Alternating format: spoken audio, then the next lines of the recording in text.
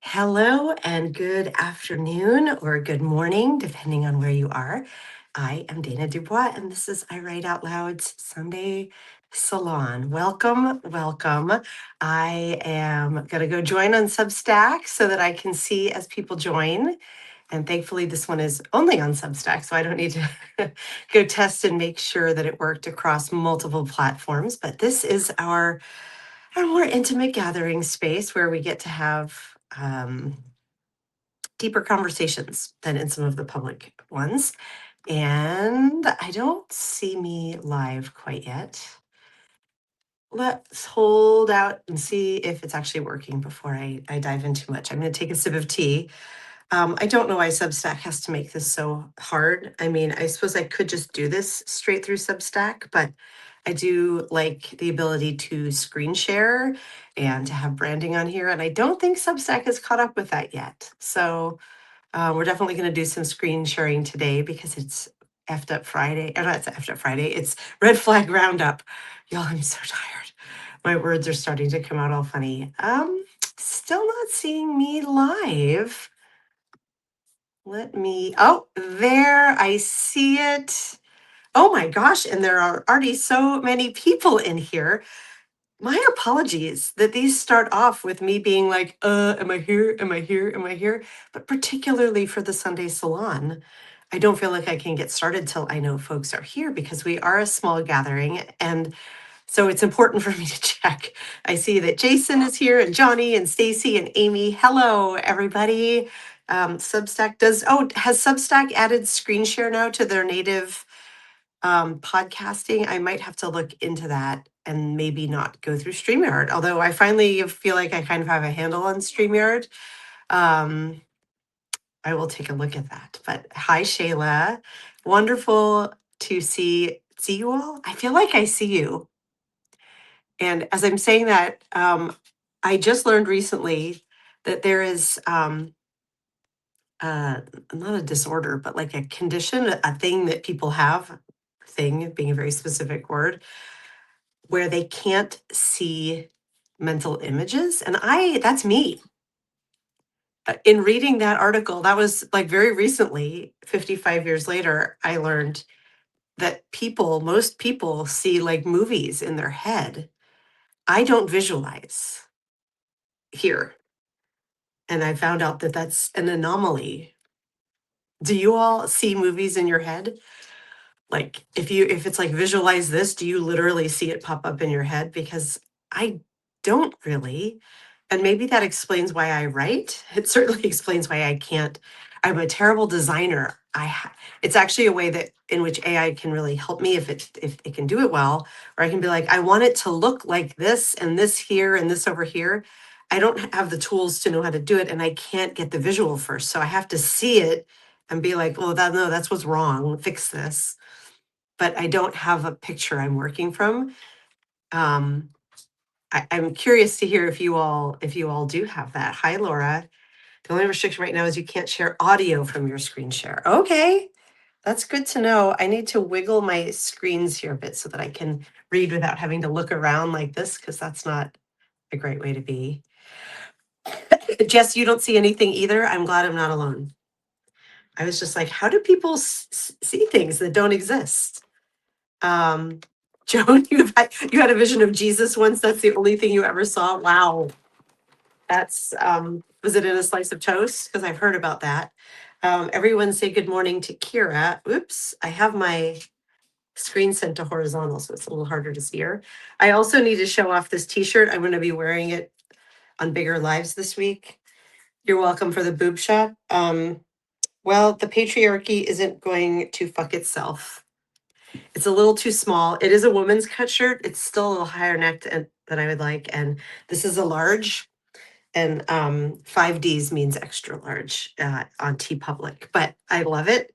It was designed by Professor Meredith after she was on the Daily Whatever show. She was wearing a similar shirt, just a black and white one with plainer text that she just bought on some corporate site. But she went and added this to her store so that I could have one too. I ordered 3 t-shirts, 2 of the same and one of this one. And this is the first one I'm wearing. So yep, that was Kira. Um, so I love this t-shirt, and it is going to end up being kind of timely, I think, for my story for next week, which we'll get to in a few minutes. So preparing for the salon this week, a few thoughts. Oh wait, you got this shirt for Shayla? She wore it yesterday. Amazing. I'm going to take a picture in it and post it and tag Professor Meredith and add the link because, um, oh my God, the story slam last week. I was going to go to that, Amy. Um, and then I had plans and I said I couldn't go, and the plans fell through last minute. And by then my, menopausal overloaded brain forgot about it. And now you just reminded me. And I am really sad that I didn't go to that to hear you and Professor Meredith. Plus, one of my background goals that I'm not working on right now, but that I really do want to do one day, is I want to perform at the Moth. The Moth does the competitions here twice a month. I've been a couple times. I love it. I want to start going all the time, and I want to get up and present one of my stories. The idea terrifies me, and that's why I want to do it. But it's something that just keeps. I'm like, not yet. I think a lot of the conversation today may be around goals and kind of how to do all the things. But you and Professor Meredith both read it, that one. Now I'm sad I was not there. Sigh. I'm going to make it to one of these.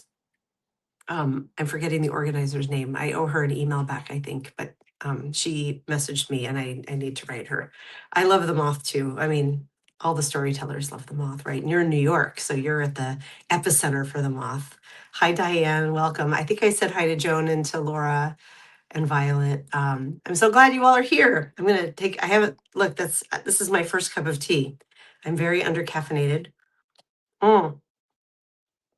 I stayed home last night and wrote, and I finished an essay finally. It's very long and epic. The amusing thing is I like worked my ass off to finally finish this essay, but it will not be an I write out loud essay, at least not first. It's going to go on Blue Ant Media. And so I'm like, oh fuck, I still have to have an essay for tomorrow. So tomorrow's will almost undoubtedly be from my archive because I am very underslept in having worked on this essay for a long time, but it will go live on Blue Amp probably Wednesday or Thursday.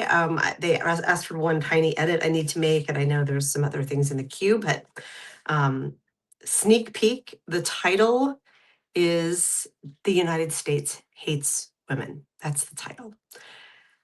And it has a lot of substantiating evidence. So I'm pretty excited about it. I'm finding that these kinds of more political, true essays, not memoir style stories, are harder for me to write because I'm so relational and my writing reflects that. So the things that are more memoir style flow a little easier, but it's a muscle I'm working on. And I think this one came out pretty well, and I think it's probably going to be a bit incendiary. Like I think that some people, I hope most people who are in my target audience and Blue Amps will read it and have a lot of productive feedback about it. But if it hops the blue to red wall, boy, I'm going to have a lot of angry men coming at me. So they're harder because there's a reporting component. Yes, there's some. It's I'm not reporting like I'm pulling out and finding news sources. I'm reporting like I have, sources on the internet that I am referencing. So hold on, another sip. Hmm. And thank you. I'm glad you can't wait to read it. I can't wait to post it. All of that said, this week's essay that we are here to do. Oh, hold on a second. Oh my goodness. Y'all, so I've lived in my house now 21 years in next month, which is remarkable to me. And the whole time I've lived here, there's a man I see on Sundays who I had to look at him because I like to I like this man. So when I first moved in, there are a lot of homeless people in my neighborhood, and sometimes there's drug use and they can be a bit you got to clear a wide berth, right? And this guy, he was a bit older and like very rotund, like almost sort of comically round around the middle, and had this sort of funny, waddly kind of walk. But he was talking to himself a lot. And I came to find over the years that I'm like, oh, he's going to church. I see him on Sundays. He's okay. He's not, I think he has some dementia, but I think, I don't think he's homeless. I think he's cared for, and that this is just the walk to his church. And he's slimmed down a ton over the years, and he now looks quite elderly, but he's still walking by and talking to himself. He's, I have, I watch out for that guy. So I just had to watch him walk by my window and make sure he was okay. I'm sure he has a lot of stories there. Amy, if you would like to write to Blue Amp, write me. I don't think you can really be too progressive for Blue Amp. I mean, Blue Amp is amplifying blue voices, but yeah, if you want to write for them, come talk to me. It's free. I mean, it's an unpaid gig. Like I don't get paid to write for Blue Amp, but they do have a bigger blast radius. So if you want to, yeah, message me. I think you'd be great over there. Okay, so sip of tea. My story for this week, I'm going to go grab it because I'm ill prepared. Let me go find it. It is called Gen X Women. Gen X Women, we've entered our widower era. And I think if any people in the world know why I wrote this story, you all do, because you all have been here for me as I have been processing this breakup. And I'm using that word a little more emphatically now, but I've been processing this breakup. It was an essay that I started writing while I was dating Basil, this widower. And as I was marveling, like, why have I encountered so many widowers in my dating life? I talk about 4 in this story. There have been far more. In fact, there's one I meant to put in and forgot, and he read the story. I saw he joined Substack and read it because I'd linked it from Facebook, and we were more friends. We met on an app and we dated a little, but the interesting thing about him is he was a very long ago widower. Like his wife had died suddenly when they were in their 20s, and they had a very small child, and he's older than I am, so a long ago widower. But he's a writer, and this was back in the Medium days. That when he met me, he was like, I want to write these stories, and I helped him bring his grief stories to life. And if I choose to write about widowers again, I will probably feature him. He's a lovely person. And it was a huge honor to help him bring those stories to life. And it should have been part of this essay, perhaps for another one, because this essay was certainly long enough. But in talking about it and living through it this week, another week further away from the breakup, which was how many Sundays ago was it now, you guys? Was it 3 or 4? Let me go. Here's the funny thing. I just have to look back at my page because we ended up having the Sunday Salon be all about it. It was May 30. Oh, that's right. It was May 31st. So it's been a month. It's been 4 weeks. I'm tired of talking about it. And I am tired of living with it actively. And I think I have needed to. Oh, Laura, thank you. You cried with me. You're so sweet. That was jarring to say the least. I think I have written and spoken my piece about this. I reserve the right to change my mind because I am a storyteller and I may think of different ways in which I want to talk about it and write about it. But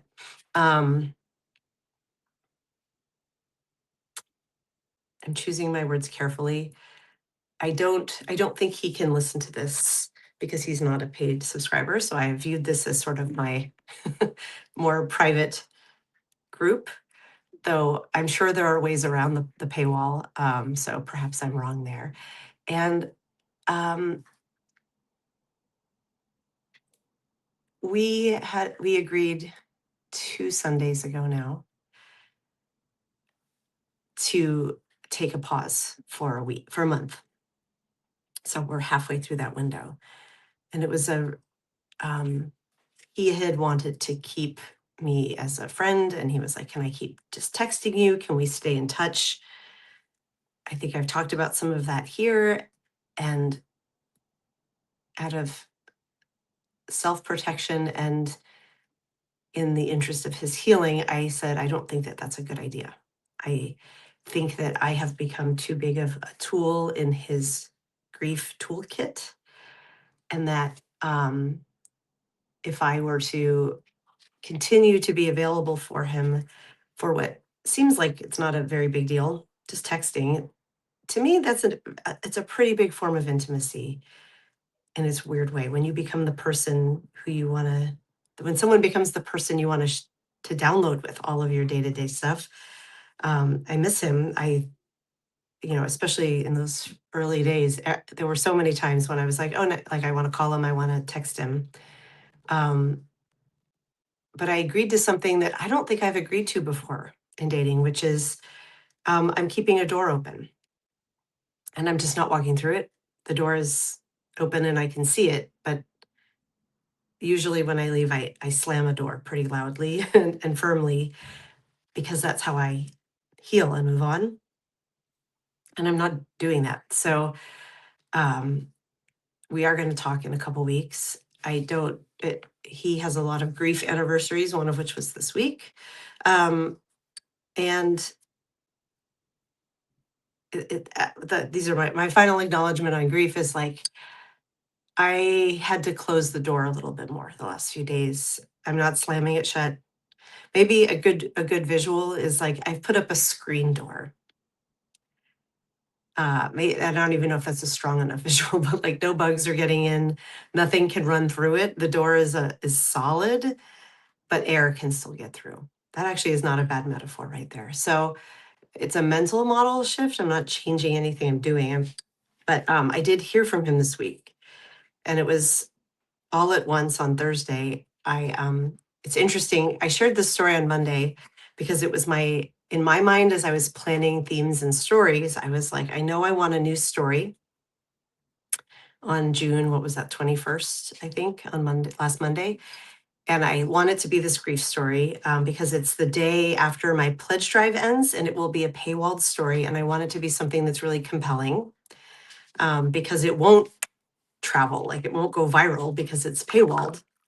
And it not like my essays go crazy viral, but you know what I mean. And so I picked this theme, but I didn't do a work back on him. I was only thinking of me and my planning.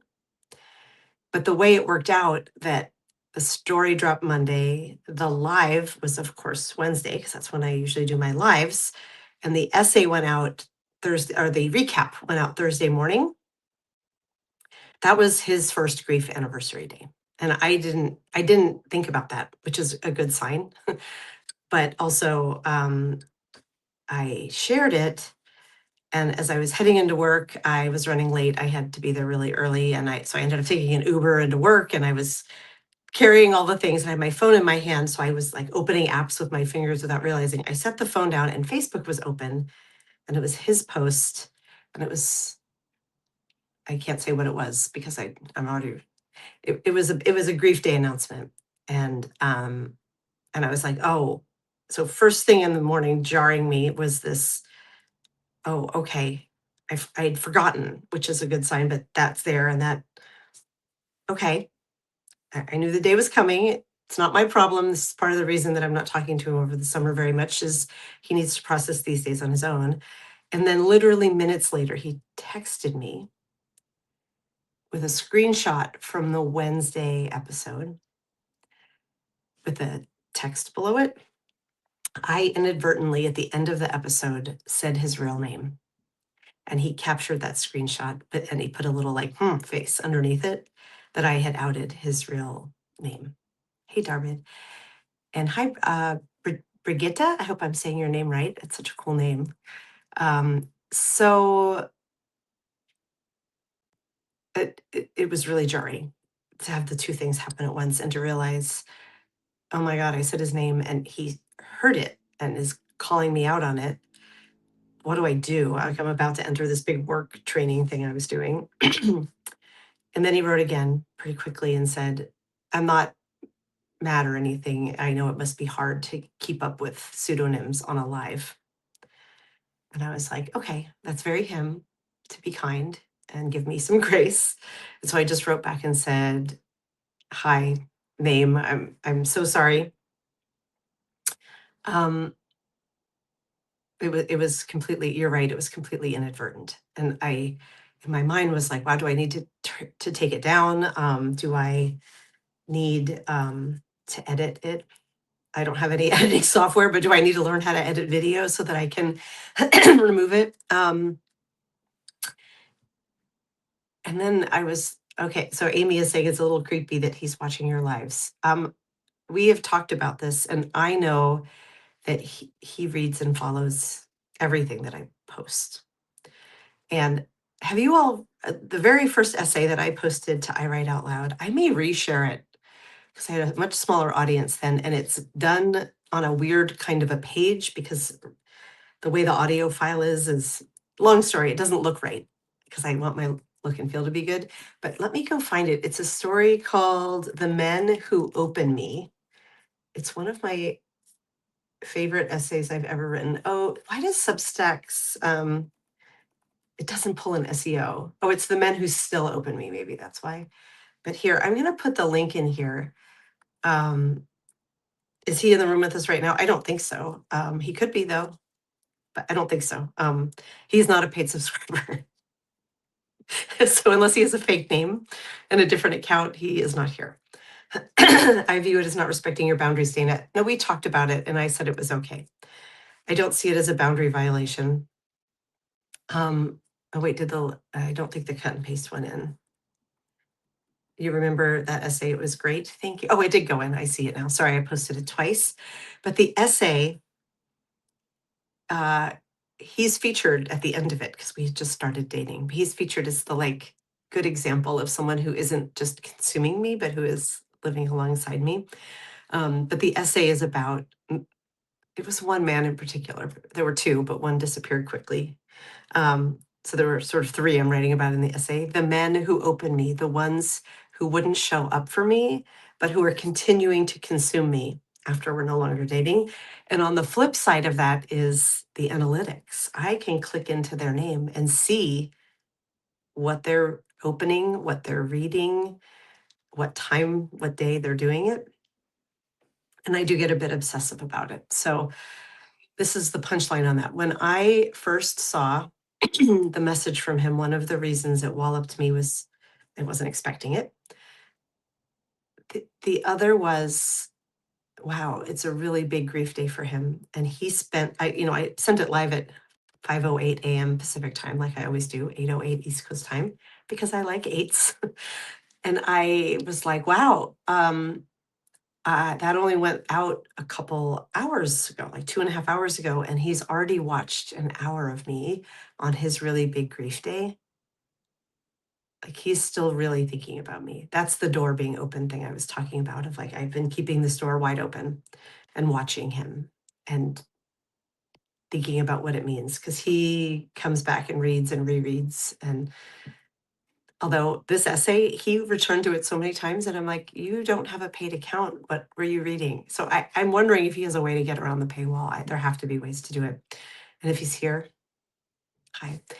Um, oh, I know, I heard that car door. You're protecting me. I hear it. You're a good dog. You're a good dog. Shh. She's crazy. Um, but then I got a little, the men who opened me crazy. Not crazy. I don't like using that word, but I went into my analytics tool and I looked him up. He had opened that email and then clicked through to that page about 5 minutes before he texted. He didn't watch the whole thing. I have to think rationally that he downloaded the transcript and looked for his name. I can't think of any other way unless the Substack tools are delayed or broken, which it is Substack, that I would. So then it wasn't so much this is really sweet. He's still paying a lot of attention. It was, Oh, he's doing reputational protection on what I'm talking about him. And that felt really icky and jarring. And I ended up spending his grief day in pretty a state of grief myself. So this is why that um, I needed to process this, but I also acknowledge that that's him seeing me putting an awful lot of time, thought, and energy into him. And so it's a I keep using the word Ouroboros, but I like it. Like it's the snake eating itself. And I don't think it's doing anything productive for me. I am a wildly undisciplined person about many things. And I had decided 2026 for New Year's. Some of you may remember this, that I was like, my word of the year is rigor. I have so many things I want to accomplish, and without rigor, I won't be able to do it. I have been the opposite of rigor, you guys. I am a mess of chaos. I mean, that's not fair to say that I am just a mess, but I have not paused to lay the foundation. I am trying to do all of the things instead of really getting razor sharp on what I want to do. And I am letting emotional situations like Basil, saying his fake name, um, take up a little too much space here. It's been good creatively because I think this essay is really strong. And I am also like, I'm not looking to see if he's looking anymore, if I can. I haven't I checked yesterday morning and then I was like, you have to stop this, Dana. You have to stop. Nothing good will come of this. So that is closed. And I don't know that I want to say much more about that essay on the live unless you guys have questions about it, because that was a lot of behind the scenes tea. But if you have other questions that you would like answered about that essay, or thoughts that you want to share about it, I would love to. I do think this idea of all Gen X is grief, like all Gen X dating is grief, and that we have to be prepared for it as Gen X women who, if we are still looking to date and find partnership, that there's a very good chance the one who's going to be a good partner is a widower because he values partnership. And a last note of like, I also want to quiet because I do really care about this person and I don't think he's a bad person. I've seen some like he's playing you and some things like that. I don't I don't think he's doing anything with bad intent. I think that grief makes people erratic. I think he played a little too fast and loose with me. He got up over his skis a lot, but I think it was because he just genuinely really likes me and cares about me. Um, and it took feeling that to recognize that the pull of grief was clashing with it too much and that he has to process his grief more. If he'd cared less, I think he probably would have kept me around and it would have been more casual. I think. I don't know. But out of respect for, he also needs to grieve and put me down. I'm not doing it for him, but it is a nice effect of like, let him read my work that has nothing to do with him if he wishes. And also let there maybe be a future that where we know one another and are either romantically or um, like we're either romantically involved or we're friends. I have a hard time imagining the friendship scenario, honestly, right now. Not that I would hold ill will. I'm not someone who keeps exes around as friends, except for my ex husband, but we're parenting. So that's why. Okay, I'm going to come back and read. There's lots of comments. Oh my gosh, and more people. Hi. Did I say hi to Darby yet? Hi. Hi, Greg. Those are the new names that I see in here. Paula, hello. Um, so it only matters how I feel. Thank you. I feel like I need to stop. Um, I'm kind of liking this screen door metaphor. Um, I don't know. It's an interesting exercise for me to try to leave the door open and not slam it shut. And I think that's something important for me to learn, that not a person who I need to be like, You have wronged me and you are banished from the garden of knowing Dana." Garden of knowing Dana? That doesn't even make sense. But you know what I mean. This is simply hard circumstances and timing. And that's okay. Yeah, I don't think he's policing me. Policing is really strong, Amy. I didn't, assuming that my theory is correct, if he actually did download the transcript and search on his name, I have to think then that he would have done it before. I don't know what the answer is, but it was a good reality check for me of like, Dana, even if he is reading every essay of yours multiple times and he's watching all your lives and looking at you and missing you, like, it doesn't matter.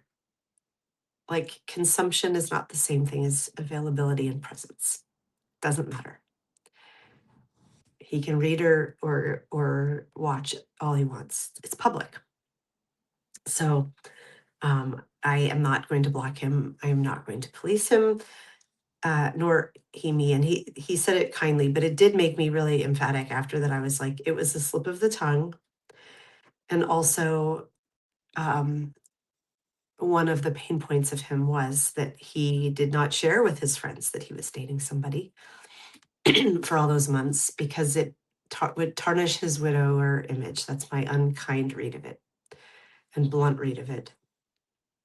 And after the number of months we dated, like, I understand we're not going to be introducing each other to like family yet. It's only been a few months, but like friends should know about someone you're dating, especially in his circumstances where it would be meaningful and I would think would make them happy to know that he had found somebody. But I think he still felt too much shame around it. And that's part of my pain, my takeaway, that it felt really disingenuous. And so I'm like, you're lucky that all it is me accidentally saying your name in a live because we have mutual friends. Like, it was, I was hidden and I don't like that. It's one thing to be like, it's too early to go public, and it's another to feel hidden. And in hindsight, I'm like, yeah, by the end I felt hidden. Not that I needed some big like social media declaration, pictures of us kissing. I just like friends, we should have started hanging out with friends, or friends should, my friends knew I was dating somebody. So closing that chapter. Let me see. The same thing happened to me. The man who broke my heart after my husband died created a fake Instagram account to keep tabs on me and what I was revealing about him. The men who open you, that's wild. Did you know it was him on the fake account, or was it like Mike Jones, some like totally generic name? And you were like, I don't know who that dude is. Um, oh, Greg, that's beautiful. Dating while in grief creates pathways for grief in others. Take care of yourself, Dana. I'm capturing that quote. I'm copying it and pasting it to myself because it's so pretty.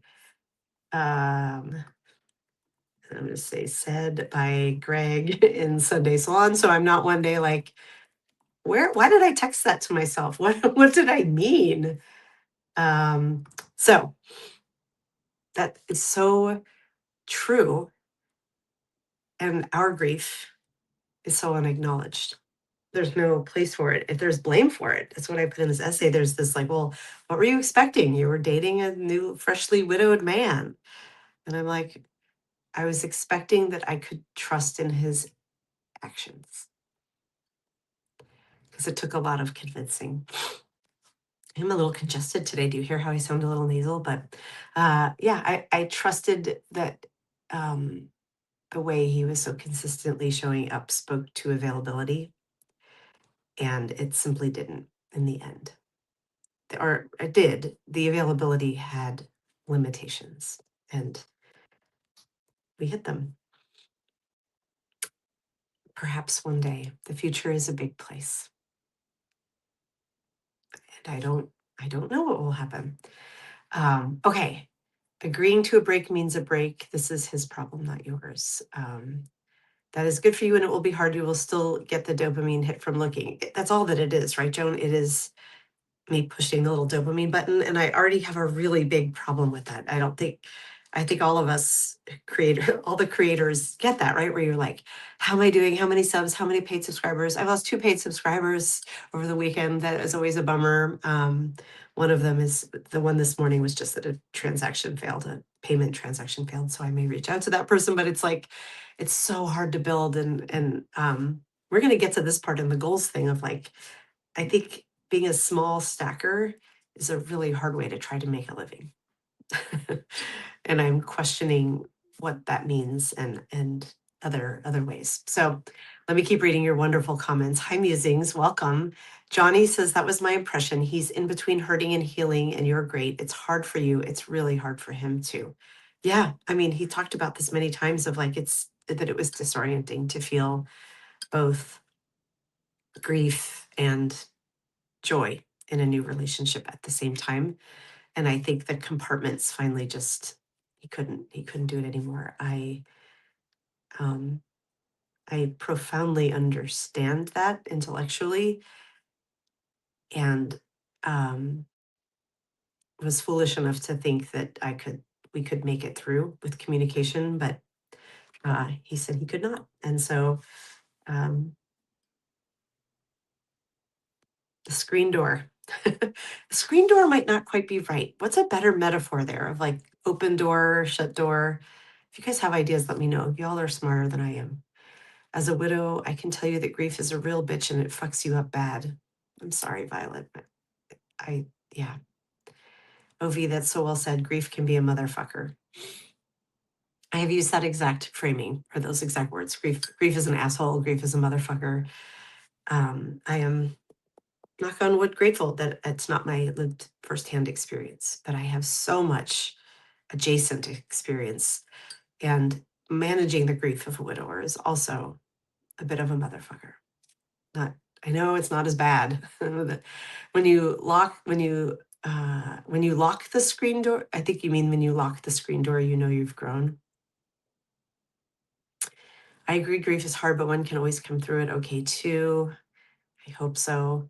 In my personal grief experience and what I've heard from others is that the 3-month time frame is when deeper processing really starts. Yeah, when I first met him, he was still within that window. I met him online. And also, this is a man who went and put it, like, I met him on a dating app. I met him on multiple dating apps. Um, it's not like we accidentally bumped into each other at the grocery store and sparks flew and he didn't mean to meet somebody. The man put himself on several dating apps. I know that was a grief response. He was grasping at straws, blah, blah, blah, blah, blah. The man put himself on dating apps looking for a serious relationship. So, he was dumb, and Amy says, your fake person, your the fake account that your ex set up, he was dumb and used a version of his email account that I recognized. That's very funny. Maybe he wanted you to recognize that was like part of the creepiness. Violet says, for me, I just had the 16th anniversary of my husband's death, and I'm still nowhere near getting over it. Wow. For me, it was particularly hard because I have a chronic illness and lost my mom and husband close together, and they were my only support system. It's so hard. Oh, Violet, my heart aches for you. I'm really, really sorry. And I feel like a real whiny bitch for being like, he texted me. I'm sorry. I I'm sorry. I just want to acknowledge that that's so hard. Um, Darbid, you were very worried about your mom after your dad died, and it took her 2 years to get life going again. Yeah, people process grief so differently. My mom's partner, a month after his wife of 50 years died, like leapt right to her. They were all friends for years. And they've been together. They're traveling Europe right now. They've been together over 2 years, and they're almost 80, and they're just like, this is it. But like, move on. And I don't know what processing he's doing on his own, or if he's just not the kind who needs to process. If he's just like, I just need to fill this space in my life, and here she is. I don't know, but it's working for them. We all do it differently. Um, oh my gosh, Amy, between 2018 and 2021, you lost both parents, your aunt, your father-in-law, and your husband. Holy shit, Amy, that is, yeah, that is a lot. Shayla says I should put in a storm door, and Laura says I should lock the screen door. These are helpful. These are helpful. I love metaphorical thinking. Another friend was like, Dana, take the dog out and you leash him up in the backyard.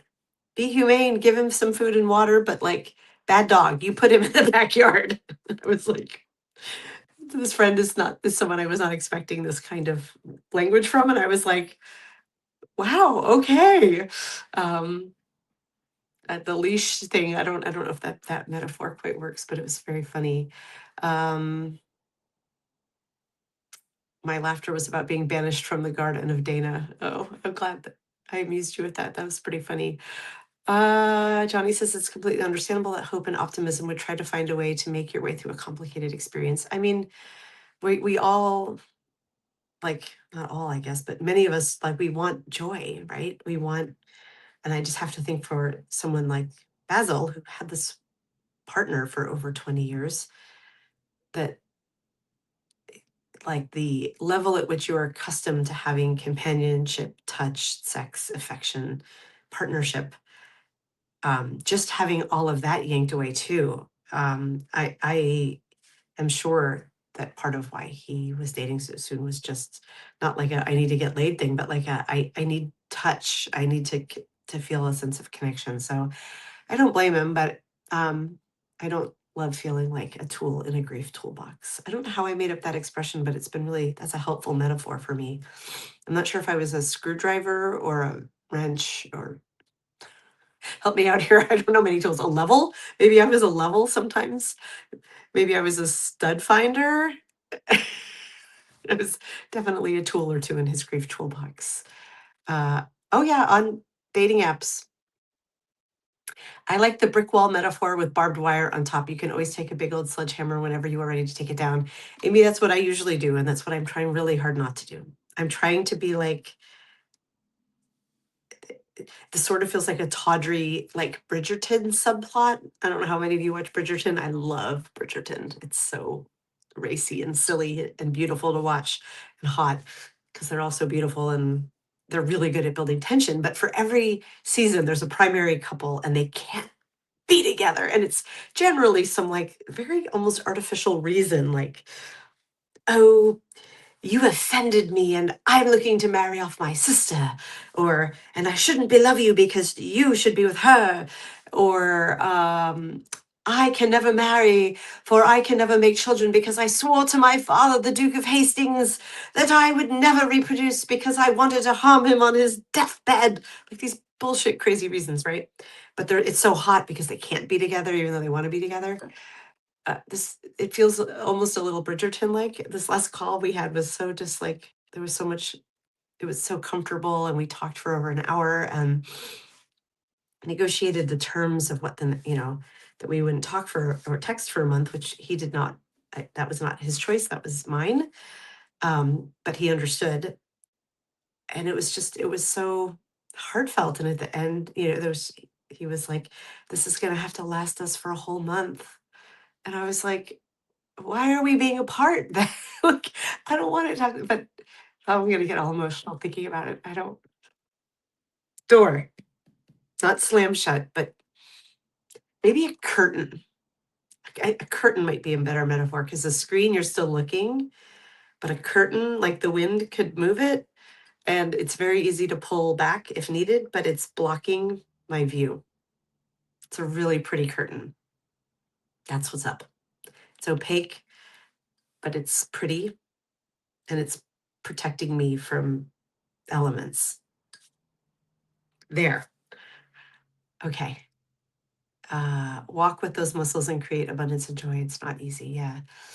Um, thank you for saying I'm not whiny. My point is that widows and widowers can be really messed up for a very long time. I totally understand why you need to keep him at arm's length. It's just normal that he's confused and grasping. Yeah. As I get older, I know either me or my husband will be alone one day. It's hard after 50 years. Oh my gosh. So I try to live in the now if I can. Yes. Oh, Shayla, you love Bridgerton and Queen Charlotte. Queen Charlotte might be the best of all of them. Queen Charlotte is so good. And the Queen Charlotte tension makes sense. It's his madness, right? It's his mental illness that he's trying to hide from her and protect her from. So that's like the season where it actually makes sense. But oh, it's so beautiful. I love Queen Charlotte.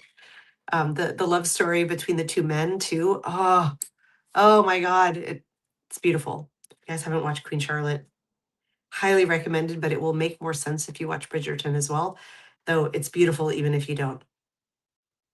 Um, like one of those chains like they have in motels, Jason. Uh, yeah, I like that, except I might be tempted to open it and peek through. And I don't like that, yeah, the way that if someone tries it, it like sort of stops and it's sort of like that angry sound. I don't know, I think I like curtain, but maybe curtain with a chain together is a good idea. Okay. So I haven't, oh my gosh, we're almost at the top of the hour. I've ended up talking about widowhood and grief and all of this a lot longer than I wanted to. I wanted to talk about goals, but I also have a really good red flag roundup, and it is my lived experience this weekend.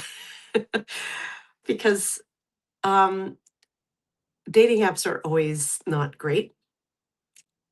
They're bleak as fuck right now, you guys. It's been 4 weeks. I never took my apps fully down. I wasn't actively writing, but long story, they stayed up because he wasn't, well, he never would say, you should take this down for me. I want to be with you. It was, I took mine down, but you do what you need to do because I know my availability is limited, which now needs to mean call me on this, you guys. Okay, great. I'd love to date you. I'm going to keep dating other people. Until a man is like, I 100% am in this, I cannot give full boyfriend access to people who are not quite boyfriends or who are literally unboyfriendable, to quote the magnetic fields with that wonderful word. He told me at the end, like, I don't know when I will have access to that word.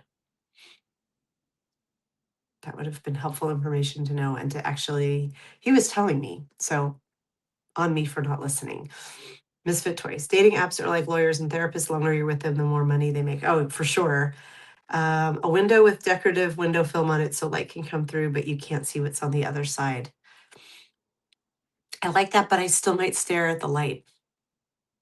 So I think a curtain, an opaque one. Hi, Jason. So red flag roundup, you guys, are goals. Vote in the chat. I have my bias, which I think would be better. I don't see any votes coming in yet. I think there's a delay. Goals? Oh, we got to vote for goals. Trying to work with burned haystack method. It's just an immense, yeah, I love burned haystack dating method. And I have violated the burned haystack dating method with nearly everyone who I'm talking to because everybody is so bad.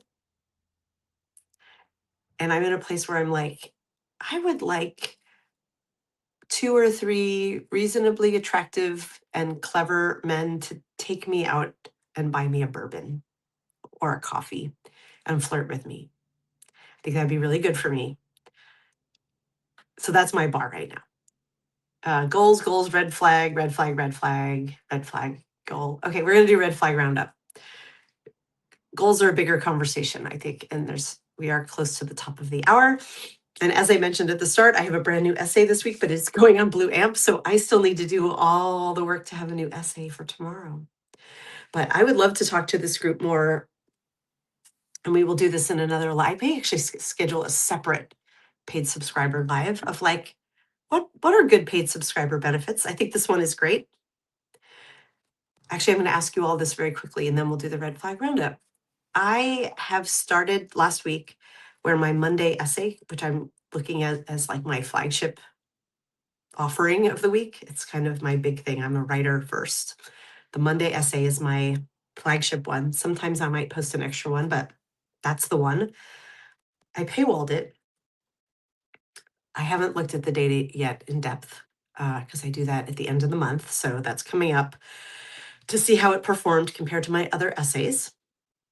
But I am wondering if it's smarter to leave my premiere essay, my flagship essay, public to get more people to read it and to free subscribe, or if that's the lever that should move people to convert from the people who are already here. I cannot decide. If I had a bigger following, like a bigger subscriber base, I think it would absolutely be like that should be a paid subscriber benefit. That's the peak thing that you're doing and talking about all week.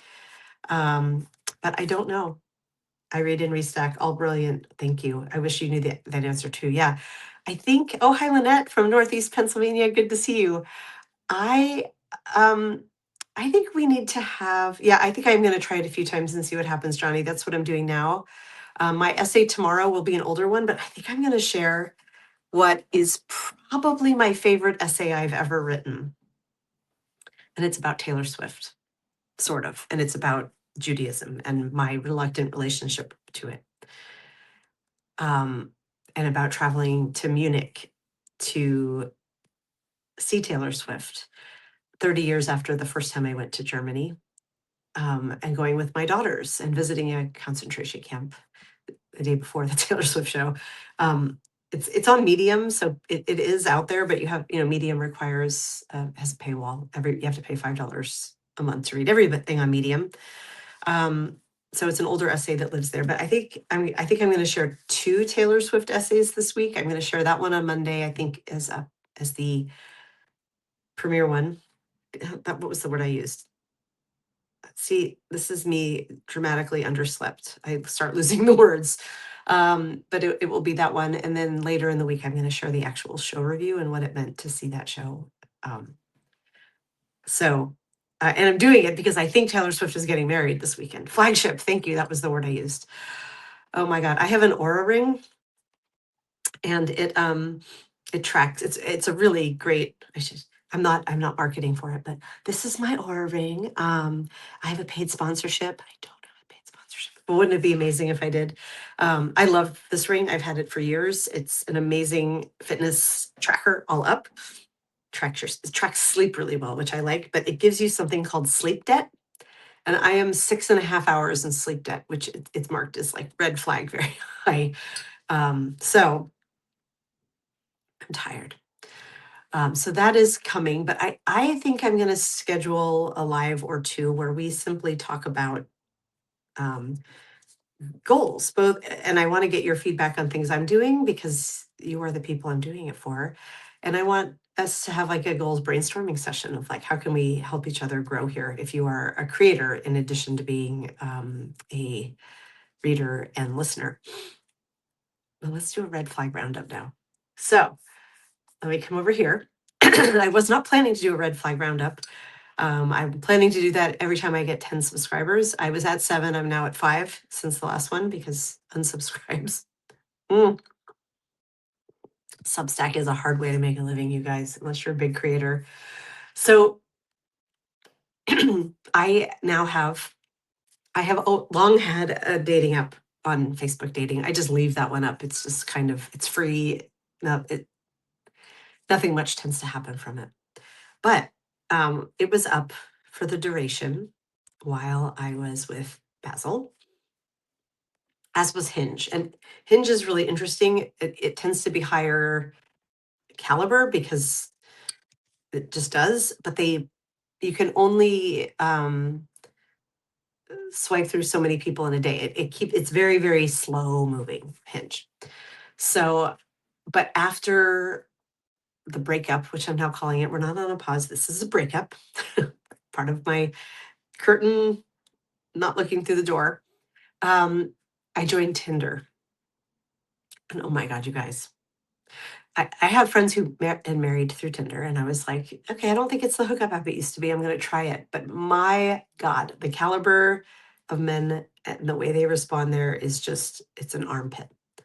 But there was one man in particular. He needs a name. Should I just use his real name? Or do you guys want to name him?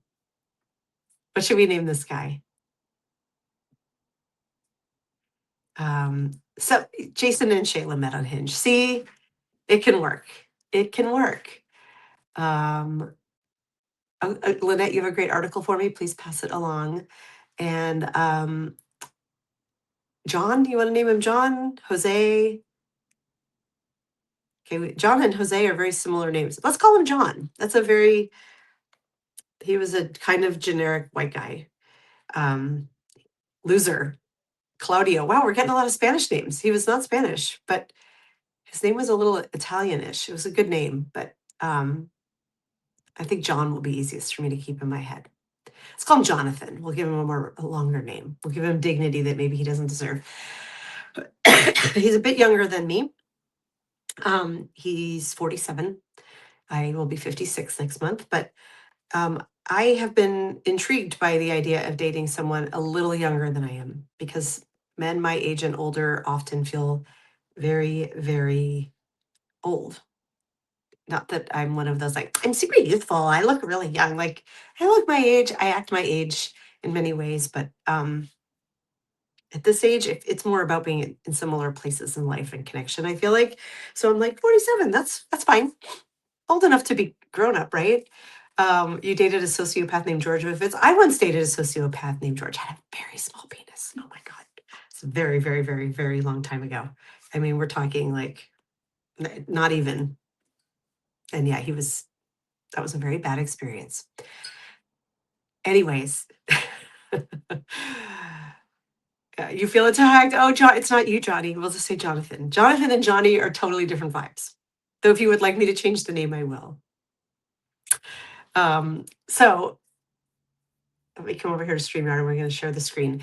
I liked his profile, worked in tech, like so many men, attractive and tall. And I don't remember all of what it said. He did say short-term relationship open to long, which I don't love, especially on a site like Tinder. But I'm like, Dana, bourbon or coffee, flirt, maybe make out with him a little. That's all. That's the bar. And he was very respectful, and we weren't communicating a ton, but every day we were kind of going back and forth in the app. And then because of another guy who maybe I'll get to talk about one day if I ever hear from him again, because he seems promising, but he I went and looked back at Facebook dating from those months when I was dating Basil. And this guy, Jonathan, had messaged me in early February. As had what this one other person I may get to at some point, but right now I'm awaiting a reply and it's been a while, so he's probably gone. But Jonathan had written there, and so I wrote back to there and was like, by platform, here we are. And he was like, yeah, I guess we like each other, or I guess I'm really interested. We should get coffee sometime. And I was like, well, Jonathan, I never thought you'd ask, because he was getting to the point where Bernd Haystack would have said, just block him if he hasn't asked. But he asked, and I was like, great. And he said, will you give me your digits? And then he gave me his. So we started texting on my phone. And I'm going to share, add to stage.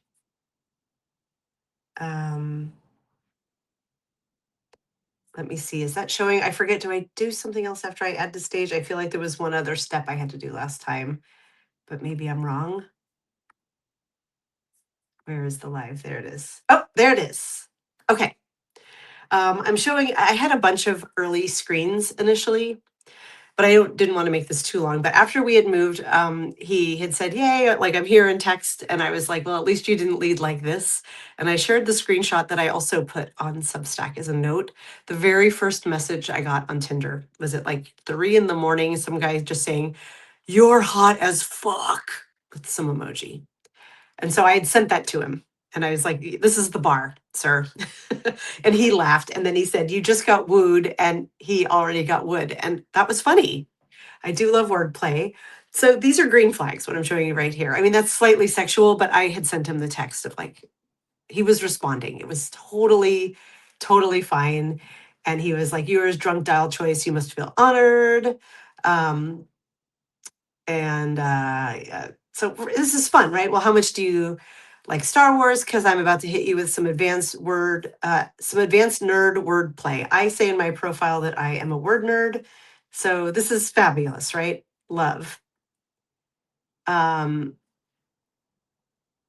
and I tell him at the top here, it's kind of cut off a little bit, but I say, I like Star Wars. I don't have like deep knowledge, just you've been forewarned. And he says, if it sucks, you can take back my plus from earlier, that his bonus points. And then he says, actually, it's a bit crass. I'll save it for when we know each other better. LOL. And I say, I appreciate your restraint because I do. Um, and then he makes a joke about, I guess you're leaving me for Mr. 2:45 a.m. And I say, yes, Tinder's full of gentlemen. So we're green flags here so far. I'm just showing that this was a several hour like bantery conversation that was going on. Um, He's happy to be in the game. Real talk, though, I have many women friends who tell me about men on apps that hit on them. I'm shocked this country isn't 90% lesbian. Like, how do you go on? We are fucking animals, LOL. And I say, is there any greater proof that sexuality isn't a choice? And he LOL testify. So far, Jonathan, in my mind, is green flags and he's doing great. I want to come over here and see what you're saying. Oh, Violet, men her age always seem really old and boring. Not all of them. It's just hard to find the ones that are still whimsical and quirky. Yeah. And this guy is being funny and he's bright. He can banter, right? So I'm kind of like, and I'm also in my mind, I'm like, okay, it's Friday night. He has invited me to meet up and get coffee. He has not yet set a date or time. This is a very burned haystack dating method thing that I stick to. The man has to plan the first date. And it needn't be anything elaborate. It can just be like, are you free Sunday for coffee? And you can say yes. And he can say, oh, okay, well, you live in this neighborhood. I live here. Do you know of a place? I know of this place. It doesn't have to be formal plans, but he has to take the initiative because women do all this labor in the home. And you want to know that this is a man who is competent and able to make a plan. And so I'm kind of like, okay, well, we've been chatting for a while. I'm waiting for him to say, when are you free? Because my time is, I've got my kids and a life. We need to set a time. But other than that, I'm like, this is all going great. Then we move on to screen 4 a little bit later in where he's acknowledging how well we're getting along. I think this maybe is after, I think I had also have an OK Cupid profile that I had reactivated. I told you I am on all that. I do when I dive in, I go all in. And we had matched there too. And he's like, this is wild. I mean, we are getting along pretty well so far. Algorithm isn't off, LOL. He lulls a little too much for my taste, but we were a 99% match on OkCupid. And he says, and I love redheads and smart women. Fabulous compliments. The redhead thing can sometimes be a little fetishizing, but here, paired with smart women, I'm like, what a delight. This is lovely. And I say, well, we may both be in luck then. Yeah, let's flirt. I like it with starry eyes. This is exactly right. And I'm like, this is great.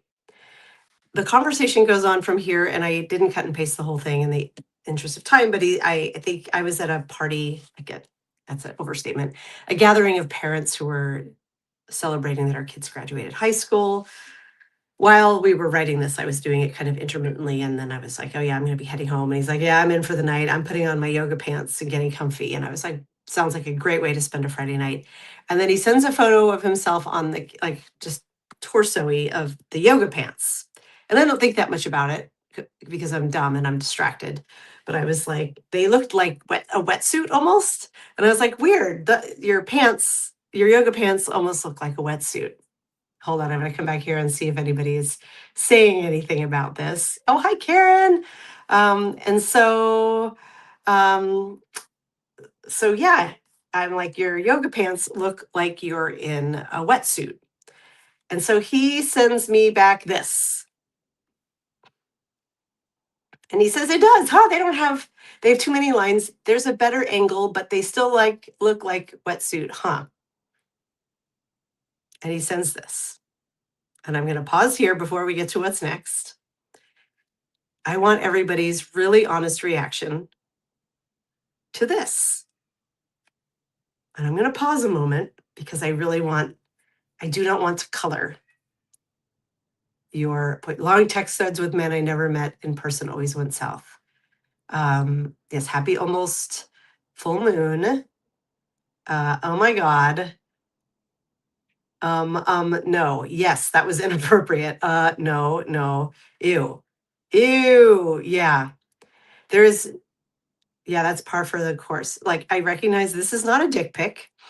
He's not getting crazy crass with me, which I appreciate. by burned haystack dating method, I should have just blocked him. But I'm already, the looking for short, considering long-term relationship was also a burned haystack dating method block, right? I don't know what to say about that. Depends on the next text. Could just be happy you are making a connection or not. Yuck, yuckity, yuck, yuck, yuck. It's coming though. Why is he putting grapes in his mess? Johnny, I thought the same thing that I'm like, if you're doing what I think you're doing, sir, this is really not that impressive. Um, I'm surprised it wasn't a dick pic, but this was close. So I say, because y'all at this point, I know I'm doing it for the plot. I know I'm bringing this here. I wasn't until this. But again, this is fucking jarring. I was feeling real, like I really need a fucking hit of optimism in the dating space. I need to feel a sense of anything but like abject scarcity. And so I'm giving this guy a chance of like, oh, it'd be fun. He's quick witted. He's got pretty blue eyes. Let's chat. Let's meet for coffee. Well, not the best choice if it was innocent, but still, is there any? I'm scared. He should have used better stuffing. Yes. Not great. Sir, this is a Wendy's. So, yeah, he's talking to me. There's obviously a cerebral connection. My profile is not ambiguous about what I'm looking for. Nowhere on it does it say I'm looking for a hookup. Not that men read. And it is Tinder, but we've moved to texting. Is there any way that this could be an honest mistake? If it is an honest mistake, he's too dumb to date. But is there any way this was an innocent mistake? I am genuinely curious about that. Oh, shit, I disclosed his real name. Sorry. I don't really care. No, right? This is clearly an escalation. Keep in mind, this is 9:30 on a Friday night, too. Do not text for a long time before meeting. No, not a mistake. Okay. So I say, whoa, calm down there. And he says, I'm sorry, was that inappropriate? And because I'm me, this is how I respond. Your toilet is in the background. Sir, you have a shot at me. And you were texting me this icky picture and you're next to your toilet.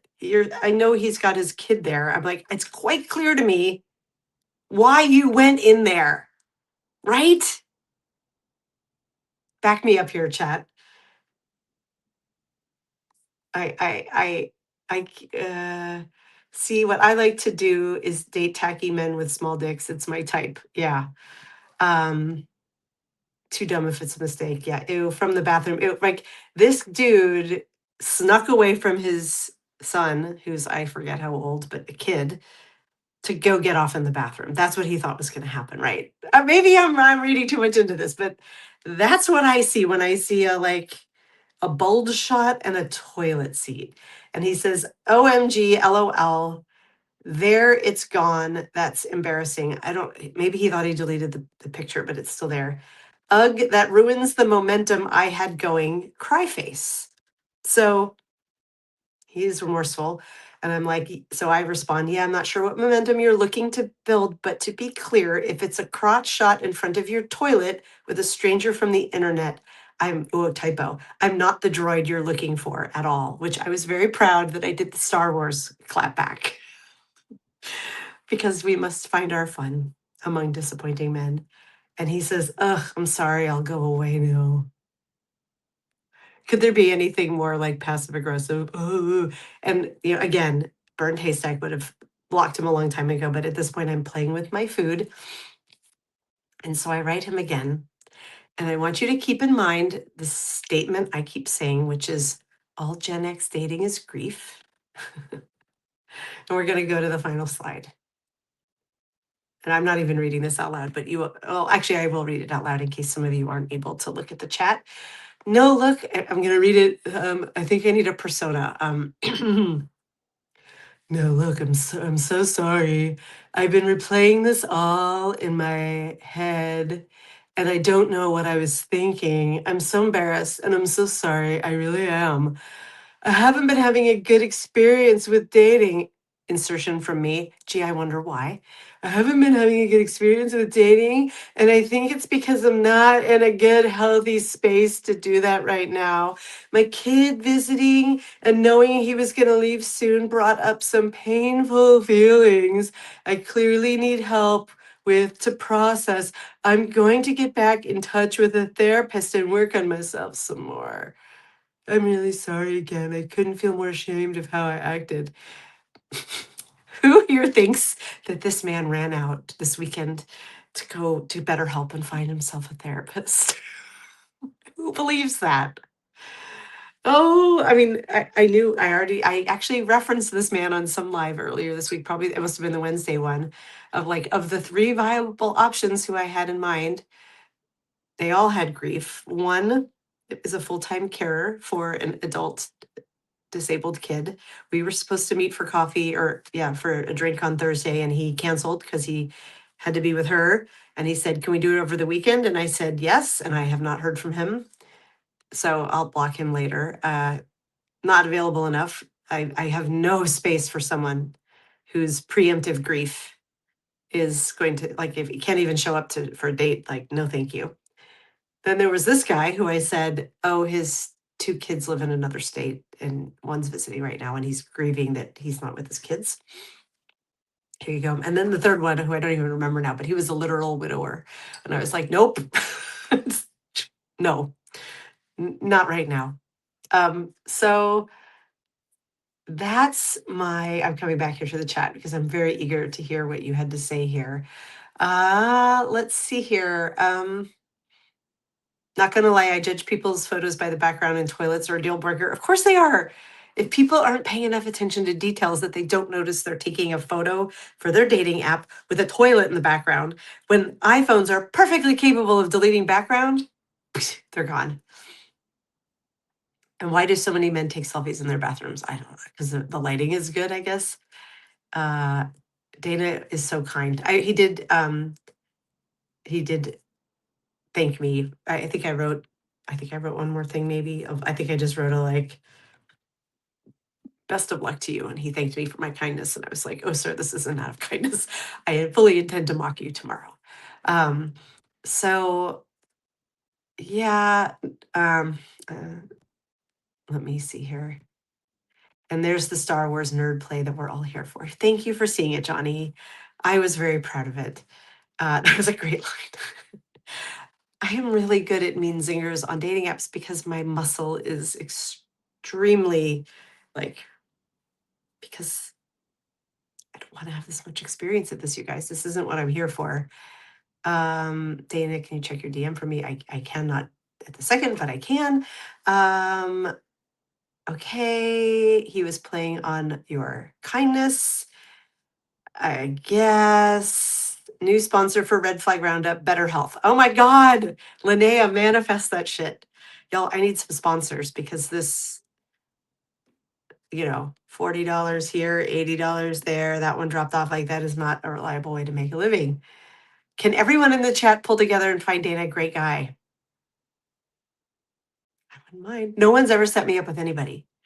Ever. I've set people up, but nobody does.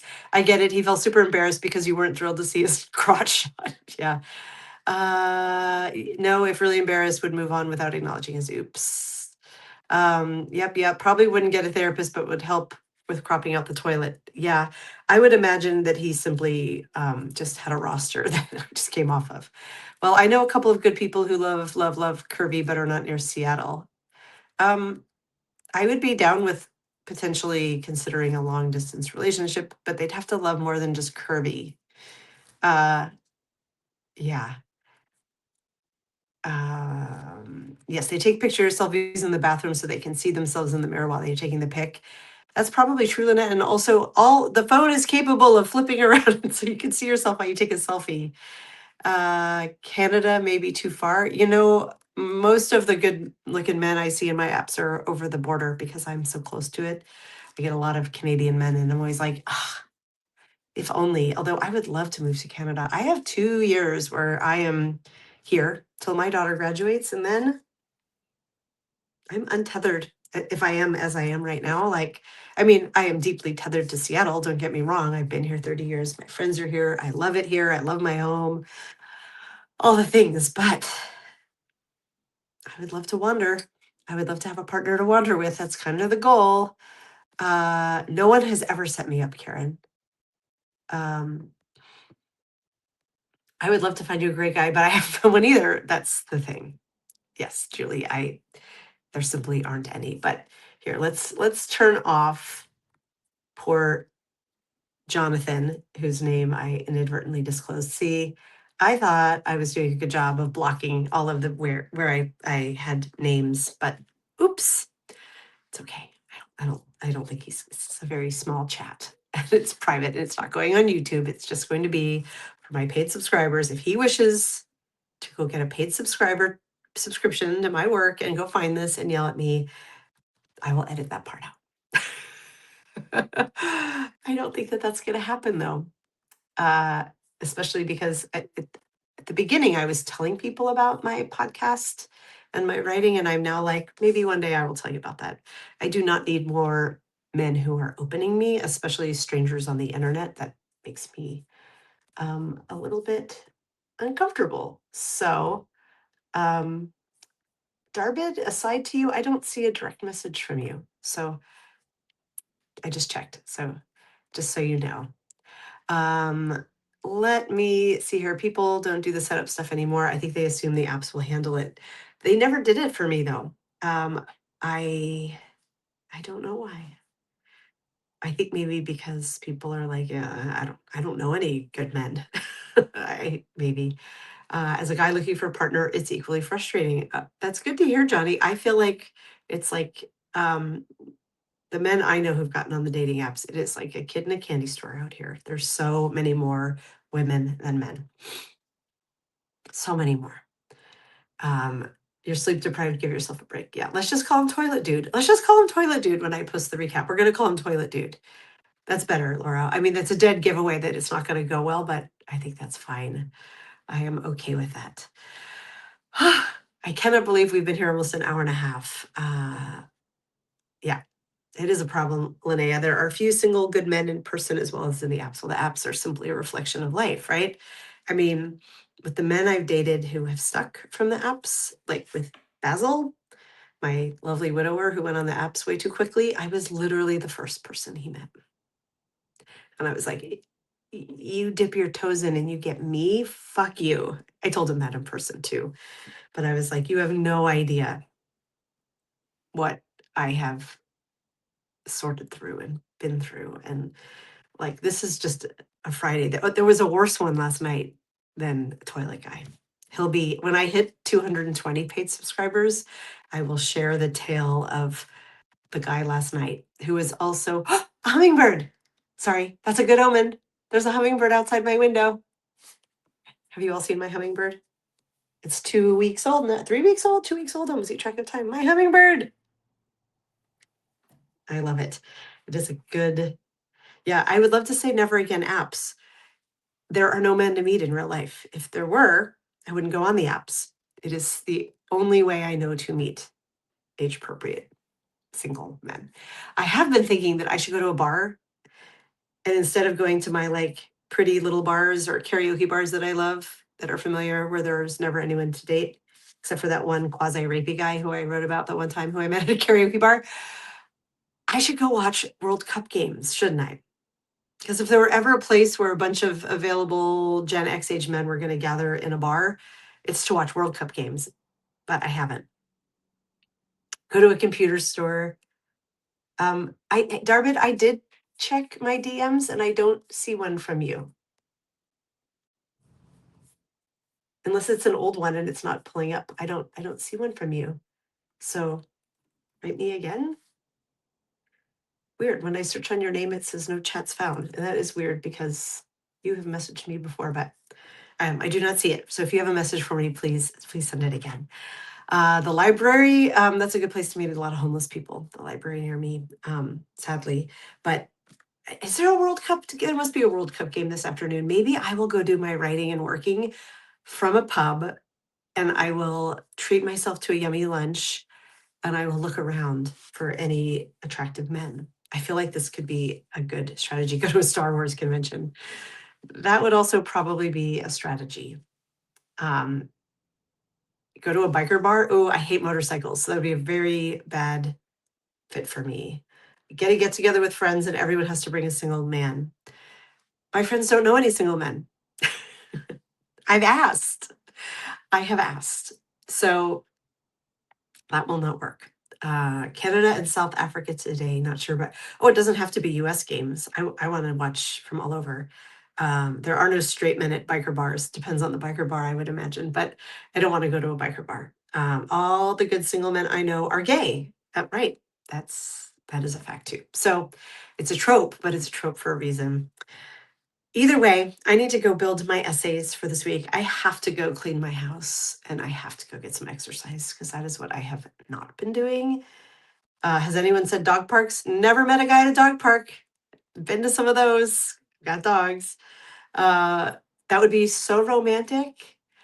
It's a lot of moms in the dog parks when I go, or couples, or very young men. I have met men walking dogs, but they're all 20, 30 somethings, and that's too young. I just had another story to share, but I'm not even going to get in there. My best friend met her husband at a dog park. That would be the cutest meet cute. Manifest this shit for me, you guys. I am ready to meet my person. I'm pretty sure. I'm like, am I not ready? The only thing that makes me feel like maybe I'm not ready is I feel like I am too occupied by having both a full-time job and a full-time content creation job that I am trying to make profitable enough so that I can leave the other job. And it means I am working two jobs at the moment. And I also have my daughter leaving for college. So there's, time I want to spend with her. Rigor. I have to exercise. Like my Aura ring is telling me my resting heartbeat is up 10 or 15 beats per minute from where it was a couple years ago. Like my physical shape, I've gained back all the weight that I lost. uh, it's not good. So I need to start taking better care of myself and I need to start being structured about how I do things. And my brain is not built for rigor, and especially not when I'm trying to launch a creative thing, right? But that makes me wonder if it's like, Dana, hold your horses. The man will come when you get this. Is more likely to find you when you have more, when this is launched, you have to, this is more important. Which is why the bar of like, take me out for a drink every now and then would be maybe good.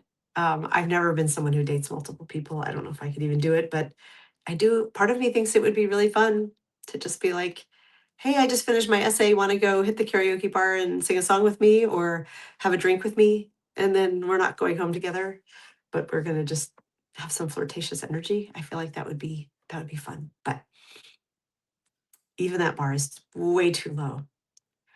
Way too low. You met mine in a bar, typical 70s place meetup through a mutual friend. Yes. I would love, yes, sleep and water. I never drink enough water either. Wait, what did that just say there? The whole thing comes down to serendipity. It can't be engineered. I met my husband on J Date. I've never tried J Date, and I am Jewish, but reluctantly so. And methinks you love Basil. Well, all the more reason why I would need men to flirt with me right now. Be careful, Dana, especially with all the stuff happening with Ellie. I know. Oh, thank you for telling me I look pretty in pink and sage. It's actually gray. And oh, hold on, I showed this at the beginning, but I think you missed it. You guys get a nice view of my rack. And also, well, the patriarchy isn't going to fuck itself. My rack has never looked better.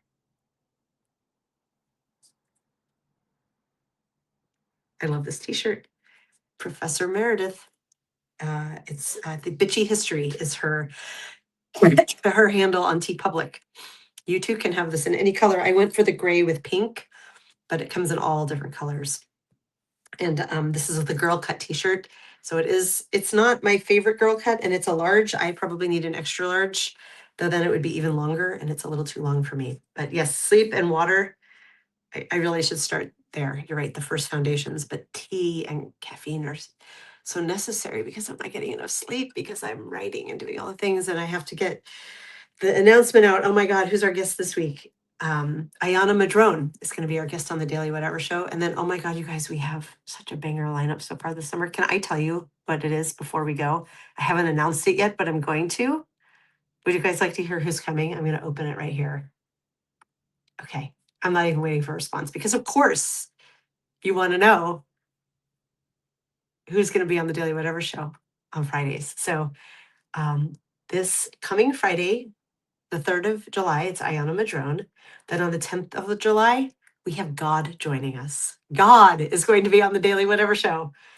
And then on the 17th, we have Waj, the left hook, returning. And on Friday, the 24th, the day before my birthday, we have Karen Attia returning. We have the best lineup. And then I have a whole bunch of, yeah, in fact, I have to add to the list. I have 6 yeses with no dates yet that will get added in. I'm not going to talk about them yet because they haven't committed to dates, but those are the next 4. And it is killer. I know God, we're going to have God on the show. I can't wait to be like, are you there, God? It's me, Dana. And dear God, hope you get this message, but sing a little XTC, I presume. He knows that song. I feel like I need to come with a lot of God references. Oh God, I think I'm falling. Little Madonna, like a prayer. Yeah, it's gonna be a lot of fun. So I gotta go do some stuff because rigor, right? My show's supposed to end at 11 and it's 11:30. But this is one of those cases where rigor does not necessarily matter the most. Oh my God, the chat froze. I think that's a first for a Sunday salon. I don't think I've ever frozen the chat before. Before I hit refresh, I'm just capturing it in case there's something I missed. Hang on one second. Let me cut and paste what's here. And then I'm going to hit refresh, but I will have missed, I'm not sure how much, but some of the live. Oh, it says, Guy, your tab just crashed. Restore this tab. Wow, you crashed it real good, you guys. The whole tab died. I love you all. Thank you for being here. This was, as ever, amazing. And I will get the recap out really soon and an essay in your inbox tomorrow morning. Love you all. Mean it. May the love Cupid find me. And I definitely have to get out of my house. Love you, mean it. Bye, everybody. Let me come over here and do the StreamYard goodbye, which is right here. End stream.